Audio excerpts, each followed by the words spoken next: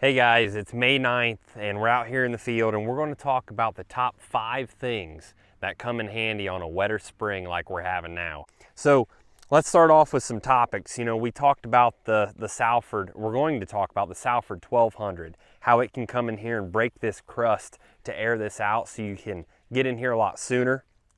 We're going to talk about an Amco ditcher, closing wheels, row cleaners, and we're going to talk about a top air sprayer as well to tiptoe in through here and be able to take care of some weeds rather than just letting them grow and sitting around and watching those weeds grow as the rain comes. So let's dig in here. You can see right here in front of me the tracks of the Yetter Twister. I talk about these tracks when we're out doing hunting and coyote hunting stuff. We look for animal tracks, but here, this is a sure sign that a poly twister has been down this row. And I'll show you some other signs as well. But here you can see where right here's the center of the row, and then you've got the little footprints on each side of it. Now we had about 1 3/10 inches of rain last night, and I talk about how these poly spikes do a great job of minimizing your potential risk for crusting. And what do we mean by that? This is a perfect example. Crusting a lot of times happens when this is completely flat. You get a flat surface area and it basically glues from side to side, and it glues this slot shut. Right here's where my seed disc openers ran. But what happens is with the twister, you don't get that. You've got an uneven terrain, and so you get brittle edges everywhere. There's a lot more surface area and a lot more room. You look right here, a lot more room for that bean to push back up. Look at that right there. See how this is divoted, and then you've got a high bridge and then it's low? That makes that really brittle. When it's super smooth and flat, like right over here, over on the edge, this is on the outside of the trench, this is smooth and flat. That's a crust. Inside here where the twisters ran, nice and smooth. There's another bean. But it's nice and brittle. It does not crust. That's where you can weatherproof and have that insurance policy of the poly twisters. Not only are they going to make more of these soybeans emerge just simply from using them and having more soybeans emerge per acre, but when you get into tough situations like this, you've got a crust fighting capability right here, whereas a lot of times we'd be getting out the rotary hoe already. But I have no fear of these soybeans right there. That one's making it through. Of these soybeans pushing up through, that this is so brittle.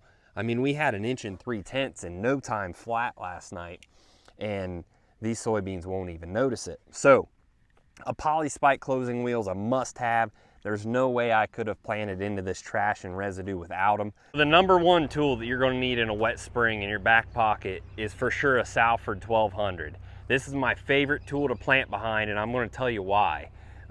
This is a tool that you can get in there before any other tool. You've got a crust on top, moisture it down below it. You can't run that cultivator through there. You're gonna just make some smearing and kind of make a mess.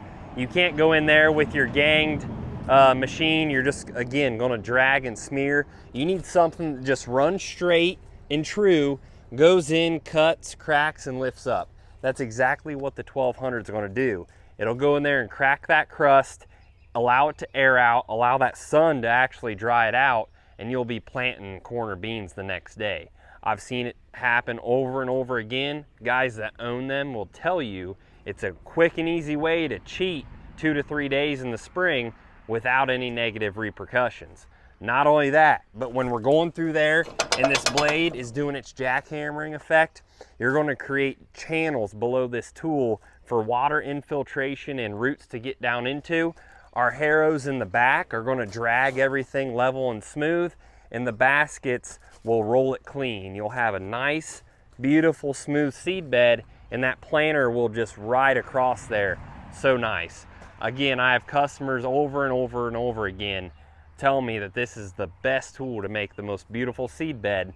And if you want to start fresh and start off at the top, you're going to have to plant behind a Salford 1200. That's the number one tool, especially on a spring like this one.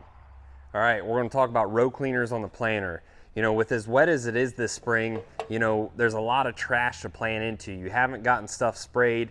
You're used to working everything 3 times before you plant it, But now you're having to plant into some heavy residue. You got some chickweed out there, you got some volunteer wheat maybe, all sorts of stuff, and that's where these row cleaners are really going to pay off.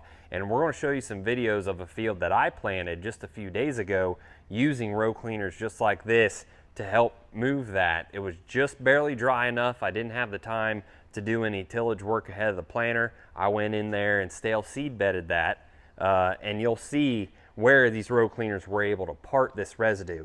But the beauty of these row cleaners is we've got these shark tooth blades. You know, if you've got a row cleaner and it does not have this shark tooth style blade, the sharp edge blade, you're missing out. You're going to need them, especially this year, because that will cut through this heavy residue. And you'll see, like I said, in this field, it'll just part that area to get good seed to soil contact. We're going to move everything out of the way with these row cleaners. Just let them part that. Let your seed disc openers follow right in behind here and lay that seed into a clean seed bed. I think row cleaners are going to be definitely in the top 5 items that you're going to need on a wet planting season like what we're seeing here this year. When it comes to covering acres on a wet spring, your big self-propelled or the big pull type just isn't going to cut it. It's always too wet. You're going to leave tire tracks. You need something small and nimble, but something that still has the capacity to cover a lot of acres. That's where these top airs come in. 200-gallon capacity, 60-foot boom.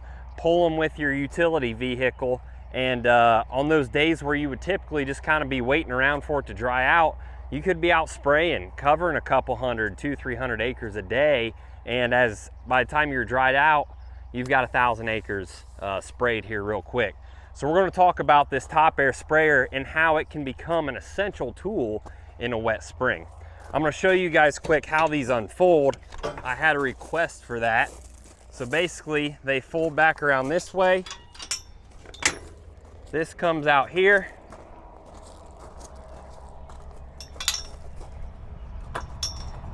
And then this one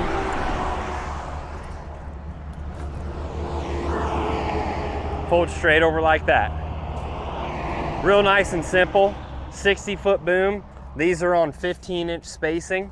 We've got a Honda motor powering this thing. We can set them up with a John Deere rate controller, a Raven switch box. You can even run guidance in your Gator if you want and do auto swath with them. This one's built with 3 sections. It's got a flow meter. It's just as accurate as your self-propelled sprayer and your big pull type. It's got these flotation tires on it. You can get through that wet ground, maybe top dress that wheat and get those acres sprayed so that when it does dry out, you don't have weeds this tall, and you can go in there and get some plant done and you're ahead of the game. So that's another item on our list of the top 5 things you're going to need on a wet spring. The Top Air 200-gallon 60-foot boom sprayer. All right, on wet springs, you're going to wish that you did some serious homework with one of these about a month ago. This is the Amco ditcher. The Amco ditcher is known around the country for being a super stout, nimble, easy to use ditcher. I've seen guys hook these to their 40-20, go in there to field edges and just cut lines going down into the ditch.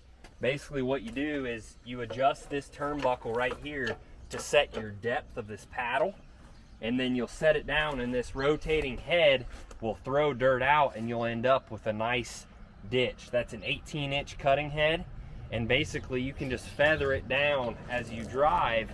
If you're going to go out into the field to where water always lays, go out there and you'll set it fairly shallow, and as you get closer to your ditch, of course, you're going to follow grade and get it to flow down. This is a great way if you've got an area that you know always lays wet, but you don't want to tile that particular field, or it's already tiled and you just have some issues.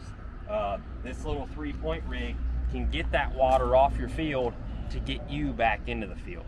So keep in mind the Amco ditcher, definitely a hot topic and makes the top 5 list for wet springs like what we're having. We've got 3 of these in stock, and if you know now, because of all the rain, you know where that water lays. Get in there with an Amco ditcher, make some channels, and get that water off your field. That's what we're doing today, talking about some of our top 5 products that we see customers talk to us about. when it comes to wetter springs: the Top Air sprayers, the Salford vertical tillage tool, these Yetter poly spike twisters, the row cleaners, and the Amco ditcher, which I need on this farm really bad.